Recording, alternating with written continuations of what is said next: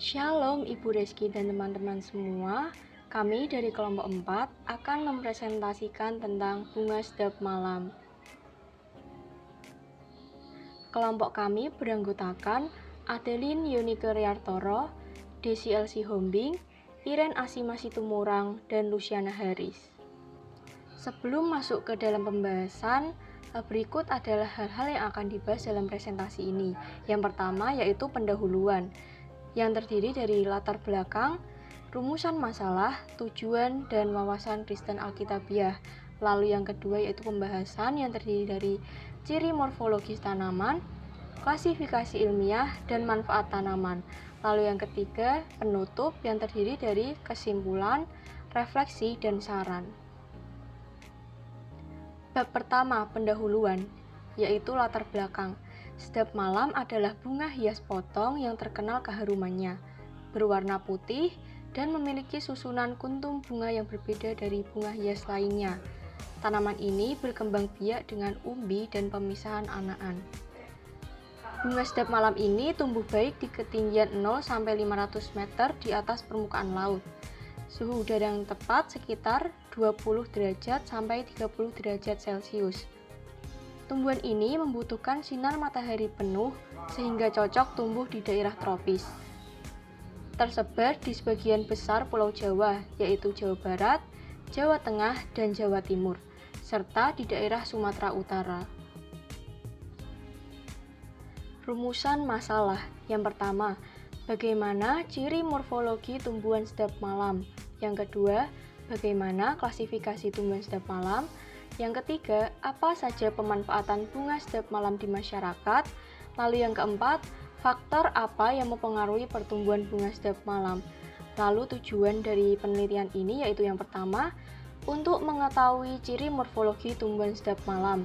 Yang kedua, untuk mengetahui klasifikasi tumbuhan sedap malam. Lalu yang ketiga, untuk mengetahui pemanfaatan sedap malam. Lalu yang terakhir, untuk mengetahui faktor yang mempengaruhi pertumbuhan bunga sedap malam. Perspektif Kristen Alkitabiah dikatakan dalam Kejadian 1 ayat 11, berfirmanlah Allah, hendaklah tanah menumbuhkan tunas-tunas muda, tumbuhan-tumbuhan yang berbiji, segala jenis pohon buah-buahan yang menghasilkan buah yang berbiji, supaya ada tumbuh-tumbuhan di bumi. Dan jadilah demikian. Allah menciptakan tumbuhan dengan beragam dan memiliki keunikan yang berbeda-beda setiap jenisnya. Manusia sebagai mandataris Allah di dunia memiliki tugas untuk merawat dan melestarikan tumbuhan agar terjaga populasinya. Kegunaan bunga sedap malam ini yaitu banyak dimanfaatkan sebagai bunga potong untuk berbagai keperluan. Selain itu, bunga sedap malam juga dapat diolah sebagai parfum. Bunga sedap malam merupakan tanaman yang telah ditetapkan sebagai flora identitas Provinsi Jawa Timur. Oke, baik, selanjutnya adalah klasifikasi dari bunga sedap malam. Bunga sedap malam ini termasuk dalam kingdom Plantae dengan divisi Magnoliopsida dan kelasnya adalah Liopsida, ordonya adalah Asparagales, kemudian dengan family Agafaceae, kemudian genusnya adalah Polyanthus, kemudian spesiesnya adalah Polyanthus tuberosa L. Kemudian dari morfologi daun dapat terlihat seperti gambar, yaitu daun bunga sedap malam itu berbentuk panjang pipih, berwarna hijau mengkilat, dan juga berwarna hijau muda pada permukaan daun. Dan pangkal daun terdapat bintik-bintik berwarna kemerahan, dan daun ini bisa berukuran sampai panjangnya 60 cm. Kemudian morfologi akarnya, jadi akarnya bunga sedap malam ini tuh berbentuk akar serabut. Kemudian akarnya tuh menyebar dalam tanah dan dapat mencapai kedalaman dari 40 sampai 60 cm. Kemudian dalam morfologi batang. Di morfologi batang ini tuh batangnya tuh memiliki dua batang utama. Yang pertama adalah batang utama diskus dan yang kedua adalah batang semu atau batang umbi. Batang utama itu berfungsi untuk memperbanyak vegetatif dan batang umbinya itu berfungsi sebagai tempat cadangan makanan. Kemudian morfologi bunga sedap malam ini tuh memiliki 5-6 jati bunga kerucut. Kemudian bunga sedap malam juga akan mekar saat malam hari, dan mekarnya bunga malam ini tidak serentak langsung mekar secara berbarengan, tetapi bunga sedap malam ini tuh munculnya atau mekarnya itu dari yang paling bawah sampai ke yang paling atas. Dan bunga ini tuh bisa tahan aromanya sekitar 5-10 hari. Kemudian morfologi dari tangkainya, tangkai bunga sedap malam ini tuh beruas, sehingga setiap tangkai akan muncul 5-12 kuntum bunga, bahkan bisa lebih. Mahkota bunga yang berwarna putih seperti di gambar ini terlihat jika kuntum bunganya lebih dari 5. Baik, selanjutnya ada alat dan bahan, di mana alat yang dipergunakan selama praktikum ataupun observasi, yaitu yang pertama penggaris, yaitu digunakan untuk mengukur bagian tumbuhan yang telah dipotong. Lalu yang kedua ada pisau cutter, yaitu untuk memotong bagian tumbuhan yang akan diamati. Yang ketiga ada pena, dan yang keempat ada buku tulis, yaitu untuk mencatat hasil observasi maupun untuk menuliskan hasil pengukuran. Nah, untuk bahannya yaitu ada bunga sedap malam. Prosedur kerja. Prosedur kerja yang pertama, siapkan alat dan bahan yang diperlukan. Lalu yang kedua, potong setiap bagian tumbuhan yang akan diamati menggunakan pisau cutter seperti daun, akar, bunga, batang maupun tangkai. Dan yang ketiga, amati setiap bagian tumbuhan dan ukur menggunakan penggaris. Dan yang keempat, tulis hasil pengamatan pada buku tulis menggunakan pena. Lalu selanjutnya yaitu pemanfaatan bunga sedap malam. Yang pertama ada mengatasi insomnia. Caranya yang pertama, menggunakan bunga sedap malam sebagai aromaterapi. Lalu yang kedua, juga bisa mengolahnya menjadi tumisan sedap malam. Lalu yang kedua, menyembuhkan katarak. Caranya, ambil sekitar 50 kuntum bunga sedap malam, tambahkan sekitar 1500 cc air, rebus hingga mendidih. Setelah dingin, gunakan untuk mencuci mata yang terserang katarak. Lalu yang ketiga, sebagai bahan utama parfum atau wangian. Caranya, ambil ekstrak, kemudian dicampurkan dengan minyak bunga-bunga lainnya. Baik, selanjutnya yaitu faktor-faktor yang mempengaruhi pertumbuhan bunga sedap malam. Faktor-faktor yang mempengaruhi pertumbuhan bunga sedap malam yaitu yang pertama faktor cuaca, di mana tumbuhan sedap malam ini akan tumbuh dengan baik di wilayah tropis dengan suhu panas dan penyinaran sinar matahari yang penuh dengan ketinggian 20 mil di atas permukaan air laut. Lalu jenis tanahnya yaitu jenis tanah andosol, litosol, dan regosol yang mengandung banyak bahan organik, di mana pH tanahnya yaitu 5,0 sampai 5,7. Lalu selanjutnya yaitu suhu. Suhu yang baik yaitu suhu dengan 20 sampai 30 derajat Celcius merupakan suhu optimum untuk proses diferensiasi dan perkembangan kuncup bunga. Lalu selanjutnya yaitu induksi mutasi, yaitu melalui ploidisasi, di mana pemberian kolkain yang menyebabkan gen mengalami perubahan struktur tanaman. Namun dibalik semuanya itu, kita tahu dan kita sadar bahwa Allah lah yang memelihara semua ciptaannya, termasuk tumbuh-tumbuhan. Kita sebagai manusia hanya mengusahakan ataupun memelihara sesuai dengan kemampuan kita. Nah, dalam Mazmur 104 ayat 14 dikatakan bahwa Engkau yang menumbuhkan rerumputan untuk kawanan ternak dan tanaman untuk diusahakan oleh manusia untuk menghasilkan makanan dari dalam tanah.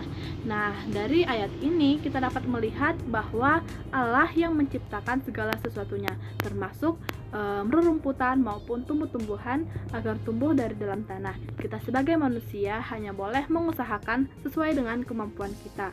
Nah, dari sini kita boleh menyadari bahwa seluruh ciptaan berharga di mata Tuhan, membawa kita untuk membangun sikap solidaritas dengan alam. Kita memperlakukan lingkungan hidup sebagai sesama ciptaan yang harus dikasihi, dijaga, dipelihara, dan dipedulikan. Kita mencintai dan memperlakukan lingkungan hidup dengan sentuhan kasih sebagaimana sikap Tuhan. Kita membangun solidaritas baru dengan alam yang telah rusak. Salah satunya dengan memelihara bunga sedap malam dengan tujuan kemuliaan Allah. Jadi, kesimpulan yang dapat kami ambil dari presentasi kami yaitu tanaman bunga sedap malam atau Polyanthes tuberosa L ini merupakan tanaman hias potong dengan aroma khas di malam hari. Tanaman ini termasuk ke dalam spesies Polyathes tuberosa L dikarenakan mempunyai umbi atau tuber dan mekar di malam hari. Tumbuhan ini juga merupakan tanaman yang telah ditetapkan sebagai flora identitas Provinsi Jawa Timur. Selain itu, tanaman ini tidak hanya khas dalam aroma, tetapi dapat dimanfaatkan untuk keperluan obat-obatan seperti obat katarak, insomnia, dan keperluan kecantikan yaitu parfum. Tuhan menciptakan segala sesuatu jenis tanaman berbunga, berbuah, dan berbiji untuk diusahakan oleh manusia, serta menjaga dan merawatnya. Manusia dapat menggunakan tumbuhan sebagai kebutuhan hidup, namun tetap manusia memelihara dan melestarikannya sebagai mandat Tuhan atas manusia itu sendiri, yaitu dalam Kejadian 1 ayat 28-30. Saran yang dapat kami berikan dari hasil praktikum kami, yaitu yang dilakukan dengan cara pengamatan oleh salah satu anggota kami, yaitu tanaman ini harus dilestarikan dengan baik melalui masyarakat dan peraturan pemerintah yang mendukung, sehingga tidak menimbulkan kepunahan hanya karena keperluan biologis dari manusia itu sendiri. Dan yang kedua yaitu tanaman ini dapat menjadi daya tarik wisatawan. Dengan itu, masyarakat serta pemerintah harus menjaga varietas asli tanaman ini, karena banyaknya rekayasa genetika yang memperoleh tanaman baru dapat mengakibatkan tanaman asli itu mengalami kepunahan. Oleh karena itu, kita harus menjaga dan melestarikan tanaman ini. Dan yang ketiga yaitu kita harus merefleksikan yaitu pendapat dari David Roper yang mengatakan bahwa karena segala ciptaan Allah itu telah saya nikmati, saya pun mau memeliharanya dengan sebaik-baiknya. Ketika kita sudah memanfaatkan ciptaan Tuhan, maka kita harus memeliharanya, dan tidak hanya sebagai keperluan untuk kita sendiri, tetapi juga karena tumbuhan itu perlu untuk bertumbuh, sehingga mereka juga harus dilestarikan. Berdasarkan hasil presentasi kami, refleksi yang kami dapat simpulkan yaitu setelah mempelajari lebih dalam mengenai ciri morfologi, klasifikasi, dan manfaat dari tanaman bunga sedap malam ini, kami mendapatkan pengetahuan baru tentang tanaman dengan jenis Polyathes tuberosa L ini. Tanaman ini dapat dijadikan sebagai bahan obat-obatan dan wewangian. Selain itu juga tanaman ini merupakan jenis tanaman yang unik, di mana tanaman ini menghasilkan aroma khas di malam hari. Tanaman ini juga merupakan salah satu jenis tanaman identitas flora bagi Provinsi Jawa Timur, di mana Provinsi Jawa Timur merupakan salah satu provinsi tempat salah satu anggota kelompok kami. Dan dengan itu, melalui kegiatan praktikum ini juga, kami sangat terbantu dalam mengenal tumbuhan yang berada di sekitar kami, yang sangat berguna bagi kehidupan keseharian kami, seperti pada wewangian yaitu parfum. Dalam kegiatan praktikum dan studi literatur ini juga mengingatkan kami kembali bahwa Tuhan menciptakan segala jenis tumbuhan berbuah, berbiji dan berbunga untuk diusahakan oleh manusia sebagai makanan sekaligus sebagai kebutuhan biologis. Namun di balik Tuhan memberikan jenis tumbuhan sebagai pangan manusia itu juga harus menjaga dan memelihara tanaman itu supaya tidak habis ataupun punah. Karena Tuhan menciptakan tanaman itu juga untuk hidup, sehingga itu harus dilestarikan, dirawat, dan dijaga. Hal itu sesuai dengan mandat Tuhan atas manusia terhadap ciptaannya, yaitu dalam Kejadian 1 ayat 28-30. Berikut adalah referensi dari hasil pengamatan kami dan juga hasil dari presentasi kami. Berikut pernyataan keaslian laporan presentasi praktikum kami, yaitu surat pernyataan tidak plagiaris. Pembagian tugas, lampiran diskusi, dan demikianlah hasil dari paparan dari presentasi kami. Terima kasih, Tuhan Yesus memberkati.